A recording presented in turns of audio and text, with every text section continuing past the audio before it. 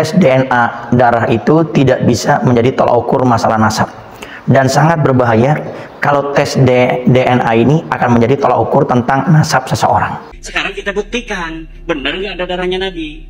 Kalau silsilahnya nyambung nggak, itu bisa dengan ilmu nasab, bisa dengan kitab-kitab nasab. Kalau ada darah Nabi atau tidak, itu dengan tes DNA.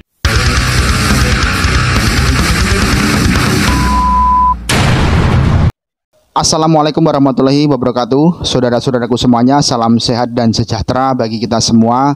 Pada kesempatan kali ini saya akan memberikan sebuah informasi tentang tes DNA, seberapa besar atau seberapa pentingkah tes DNA untuk mengetahui sebuah nasab para habaib ya. Ini tes DNA dikemukakan pertama kali oleh Habib Rizik Syihab ya, di mana beliau pada saat ceramah memberikan sebuah tantangan untuk tes DNA kepada keturunan Wali Songo atau yang mengaku sebagai keturunan Nabi besar Muhammad SAW ya. Dan kali ini ada cuplikan video yang menayangkan tes DNA yang dipaparkan oleh Kiai Haji Imaduddin Usman Al-Bantani, dan ada bantahan dari Habib Novel Al-Atos ya. Berikut ini adalah sebuah video yang keduanya bersama-sama memaparkan tentang tes DNA atau penetapan nasab berdasarkan melalui uji tes DNA ya. Kita simak baik-baik video berikut ini. Apakah tes DNA itu menjadi tolak ukur tentang masalah nasab? Seorang Habib Baharun, wahai kiai-kiai, jangan sampai merasa dirinya walaupun pinter ngaji kitabnya, jangan sampai merasa dirinya sama dengan habaib. Anda ini kiai nggak bisa sama dengan habaib, karena habaib ini turunan Nabi, ada darahnya Nabi. Sekarang kita buktikan, benar nggak ada darahnya Nabi.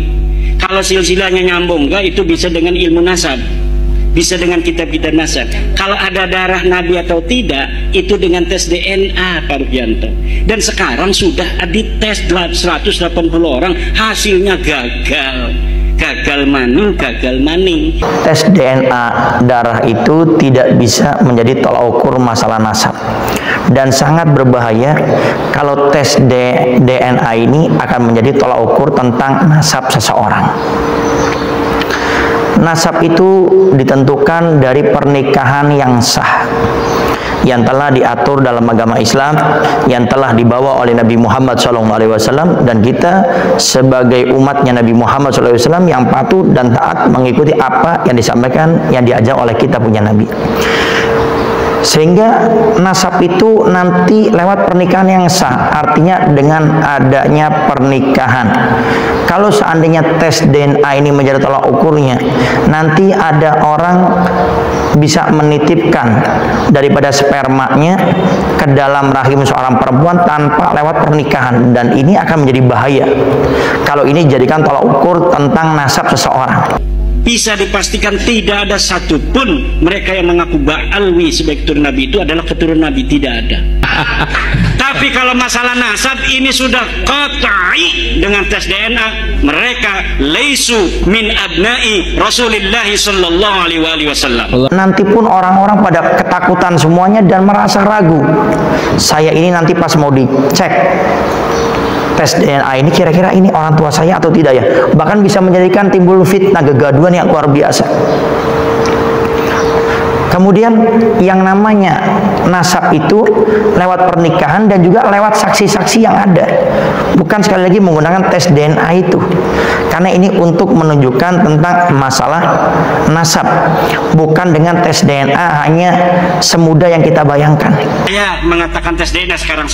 Dulu enggak, ini sudah setahun 7 bulan saya tidak ngomong-ngomong tes DNA, karena ketika sudah kita ungkapkan kebenaran melalui kitab, melalui sejarah, melalui standar ilmiah yang universal, mereka tetap mengaku ngotot, marah, mencela, mencaci saya, kemudian tetap mengatakan saya turunan Nabi dan kamu adalah begal nasab. Oke, kalau masih kekeh mengaku turun Nabi, ada cara lagi, yaitu tes DNA itu.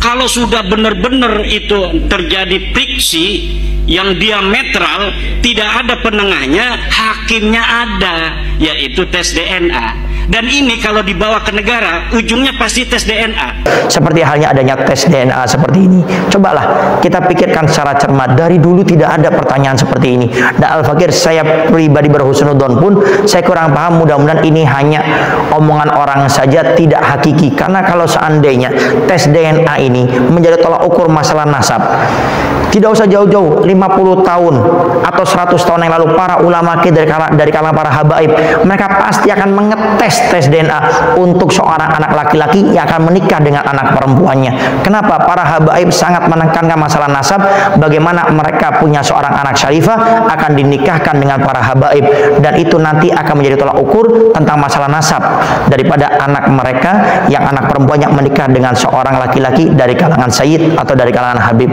Maka ini yang harus menjadi cerminan yang sungguhnya. Karena ketika Mario Teguh berbeda pendapat dengan anak dan istrinya, kata istrinya yang sudah dicerai itu bahwa anak ini anak Mario Teguh. Kata Mario, bukan. Dia takut sama istri yang sekarang kan.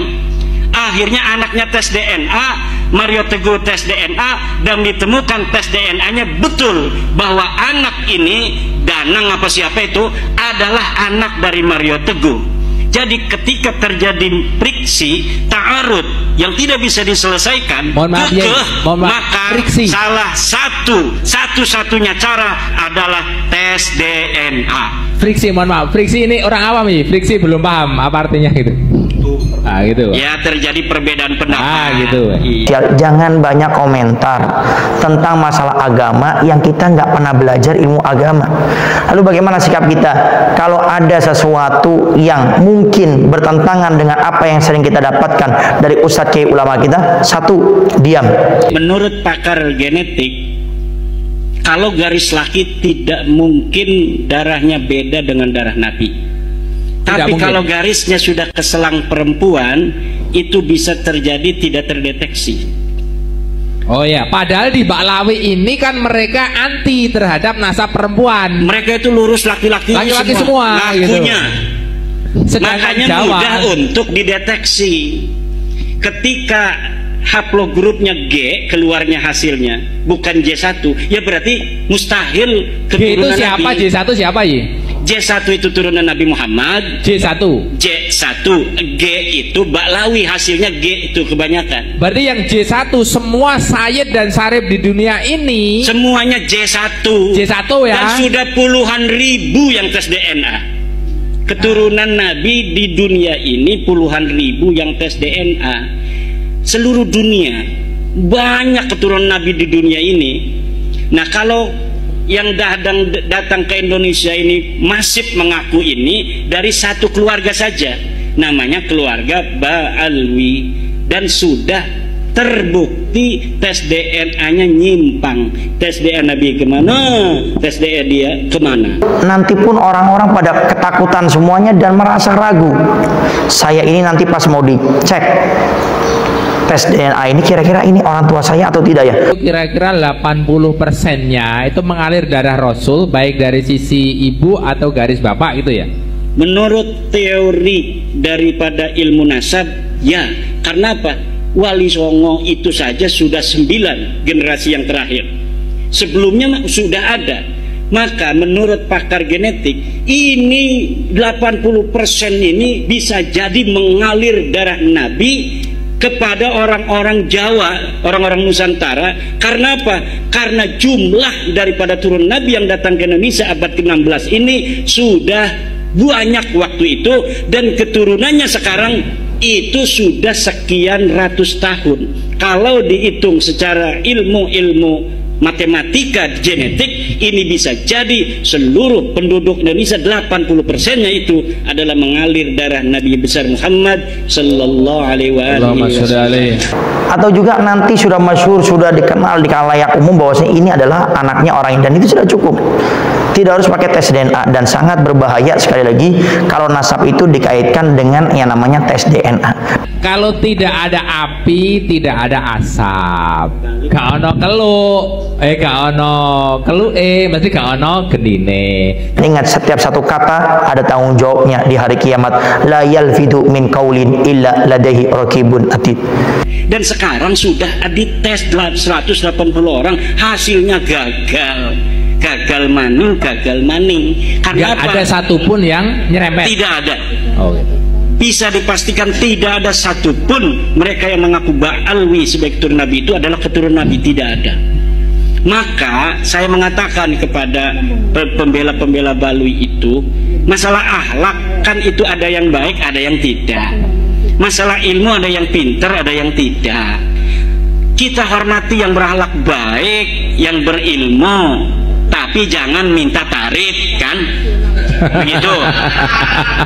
Tapi kalau masalah nasab ini sudah qat'i dengan tes DNA, mereka laisu min abna'i Rasulillah sallallahu alaihi wasallam. Baik, itu tadi ya sebuah cuplikan tentang adu data tes DNA. Pembahasan ini sangat bagus sekali untuk kita ambil ilmunya ya. Semoga saudara-saudaraku semuanya dapat menyimpulkan sesuai dengan apa yang kalian ketahui dan berdasarkan tentang data yang dibawakan oleh Kiai Haji Imaduddin Utsman dan perbandingan tentang statement yang dibawakan oleh Habib Novel Al-Atos ya. Silahkan tulis di kolom komentar pendapat kalian mengenai seberapa pentingnya tes DNA bagi penetapan nasab para habaib ya. Jika ada salah-salah kata atau ucapan atau ada pihak-pihak yang tersinggung dalam ucapan saya mohon maaf yang sebesar-besarnya. Wassalamualaikum warahmatullahi wabarakatuh.